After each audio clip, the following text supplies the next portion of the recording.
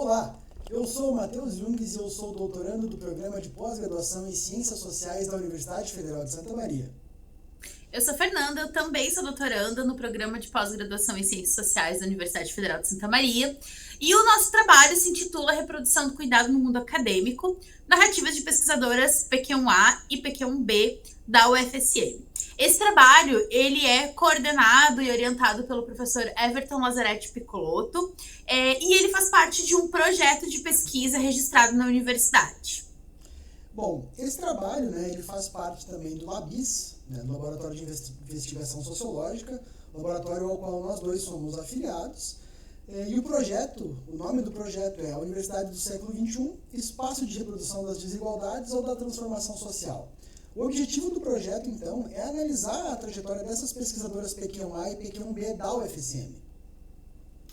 Esse é o recorte da nossa pesquisa, né? O projeto tem outras frentes de trabalho, investigando, inclusive, financiamentos de pesquisa para áreas diferentes de ensino, a evasão no ensino superior, as políticas de permanência. Mas esse recorte que nós estamos trazendo para vocês aqui, faz parte de uma das frentes deste projeto maior, que engloba outros professores e estudantes. A metodologia que a gente utilizou aqui, ela é mista, tá? Nós temos técnicas quantitativas de levantamento de dados e de estatística descritiva e técnicas qualitativas também por causa das entrevistas sendo estruturadas que nós fizemos. Ao total foram 7 entrevistadas, mas... A gente trabalha também, né, além dessas 7 entrevistadas que são pesquisadoras PQ1A e PQ1B do UFSM, ou seja, a gente estudou todo o universo dessas pesquisadoras dentro do UFSM, dos níveis mais altos. Nós também utilizamos dados coletados da plataforma Cássia, que trabalha com genealogias acadêmicas. Trabalhamos com dados fornecidos pelo CNPq a respeito de bolsas vigentes, valores de financiamento, e também nos utilizamos da plataforma Lattes para entender um pouco mais a trajetória acadêmica dessas mulheres antes que nós fôssemos entrevistá-las. Exato, nós fizemos uso de uma entrevista sendo estruturada, né?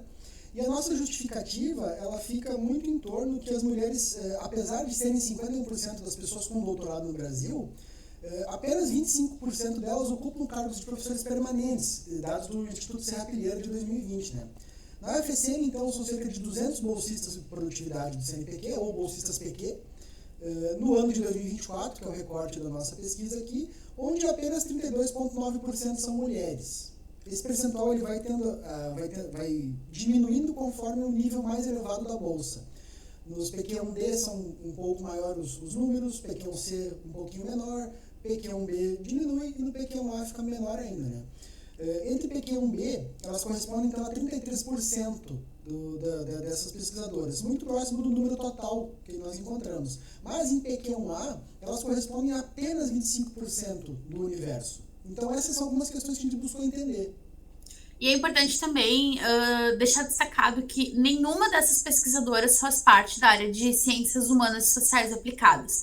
Todas elas fazem parte ou da grande área de ciências da vida ou da área de ciências naturais e exatas, né? Então, nós temos professores que são da medicina veterinária, da bioquímica, majoritariamente são dessas áreas. Nós temos também da agronomia. Então, são áreas... não temos, nos níveis mais altos, nenhuma professora que seja da área de humanidades. Nós temos, se eu não me engano, um pesquisador nível PQ1D, apenas das ciências sociais, que são a nossa área, né? Exatamente. A pesquisa, então, ela não está finalizada, ela está apresentando apenas resultados parciais por enquanto. Mas o que nós pudemos perceber durante as entrevistas e durante o trabalho que nós realizamos aqui foi que a maternidade teve um impacto positivo na carreira dessas pesquisadoras, né? Todas elas falam sobre empatia, sobre acolhimento, maior capacidade de gerenciar diversas tarefas ao mesmo tempo e uma motivação para serem melhores, para fazer ainda melhor do que elas já fazem. O que a gente percebe com esse dado, né, nenhuma delas, quando perguntadas, fala que a maternidade acarreta algum tipo de problema na carreira acadêmica. Todas elas dizem que não, a maternidade não foi um problema, não impactou na produção, que não faz diferença, Mas o que a gente percebe nos discursos delas é que, embora elas não reconheçam, a gente vê que existe uma reprodução desse trabalho de cuidados, né? Inclusive, elas se autodenominam, duas delas se autodenominaram mães acadêmicas, justamente por causa desse acolhimento, né? Elas relatam que elas vivenciam muito a vida dos orientandos, né? Às vezes criam relações que são para além da universidade, aconselhando, ajudando em questões particulares, né? Existe uma preocupação com o bem-estar destes orientandos. E isso está muito inscrito dentro das teorias que trabalham com as questões do trabalho de cuidados, da divisão sexual do trabalho, né? A Daniele Quergoá vai dizer que a divisão sexual do trabalho é a destinação prioritária das mulheres aos trabalhos de cuidado e dos homens ao espaço público, das tomadas de decisão. O que a gente percebe, no entanto, de alguns anos para cá, é que as mulheres têm ocupado mais os espaços públicos. Só que essa ocupação dos espaços públicos, ela vem muito contaminada com essa lógica do trabalho de cuidado. E isso acaba criando uma linha muito tênue e misturando um pouco essa lógica do âmbito privado e do âmbito público, né? É muito interessante pensar no termo mães acadêmicas, né? A gente vê quase que essa transposição do cuidado com as crianças, com os filhos próprios, para os orientandos. Por mais que seja bonito até esse sentimento, né, é sempre importante a gente dar uma questionada por que isso ocorre, né? O trabalho que elas realizam, ele não precisa ir além daquilo que elas precisam fazer, elas não precisam ser mães acadêmicas. E é muito interessante perceber como isso, às vezes, até passa um pouco desapercebido. Algo como vindo de dentro mesmo, com toda a problemática que a gente questiona sobre divisão do trabalho, as mulheres cuidam da casa, dos filhos, os homens, a vida pública, etc. São coisas muito interessantes para a gente pensar isso no nosso trabalho aqui. Aqui, a título de... para ilustrar mais ou menos isso que nós estamos falando, né? Como todas elas trazem para a gente a questão de serem multitarefas, inclusive é bem impressionante porque uma delas tem 4 filhos, é coordenadora de PPG, né? Tem cerca de 25 orientandos entre iniciação científica e pós-doutorado.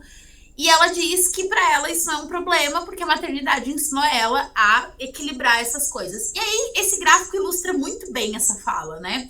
Nós pegamos todos os professores, que são PQ1A e PQ1B, entre homens e mulheres, analisamos o tempo de trajetória deles, ou seja, o momento em que eles entraram na universidade como professores, né? Até o ano de 2024, quantos orientandos eles tiveram ao longo desse tempo, e aí a gente fez um cálculo de proporcionalidade. E esse cálculo nos chamou muita atenção, porque as mulheres orientam até 56% a mais do que os homens. Então a gente teve casos, por exemplo, de professoras que assumiram a docência há 10 anos e já tem o mesmo número de orientandos que professores que assumiram a docência há 20 anos atrás. Né? Então a gente percebe que elas têm uma dedicação muito maior também a essa atividade de orientação. É muito interessante a gente pensar nesse cálculo, né? São 7 professores que nós entrevistamos e elas tiveram, no tempo que elas estão ali, 250 orientandos. Por isso que aquele 0,28 é o quociente que nós achamos ali, né? Ao passo que 15 professores homens fizeram a orientação de 667 orientandos. E o quociente ali fica em 0,22. E essa questão que a Fernanda trouxe sobre o tempo de casa e a quantidade de orientandos é muito interessante quando a gente abre um pouco mais esses dados e dá uma olhada. Isso provavelmente vai constar no trabalho futuro, que virá pela frente com os resultados finais aqui, mas pelo momento agora, esse é um dado muito interessante da gente falar.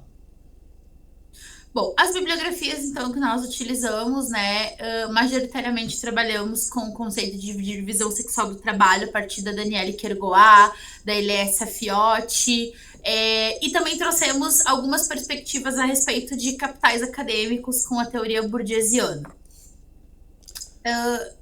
Por fim... Mas não menos importante, né? Temos aqui, então, o QR Code que leva para o site do nosso laboratório, do Labis. Por favor, sinta-se à vontade, convidados para conhecer o Labis aqui. E também temos os nossos contatos aqui, caso vocês queiram entrar em contato com a gente para conversar tanto sobre essa pesquisa como alguma outra coisa que pode surgir pelo caminho, tá? É isso, gente. Muito obrigada pela atenção de vocês. Agradecemos a oportunidade. Tchau, tchau.